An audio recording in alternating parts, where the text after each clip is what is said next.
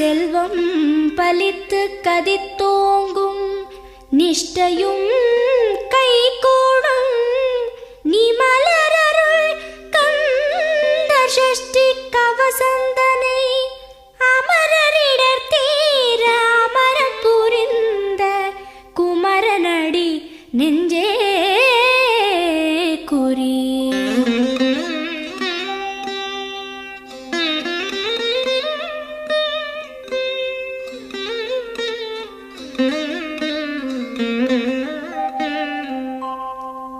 சஷ்டியை நோக்க சரவண பவனார் சிஷ்டரு குதவும் செங்கதிர்வேலோன் பாதம் 2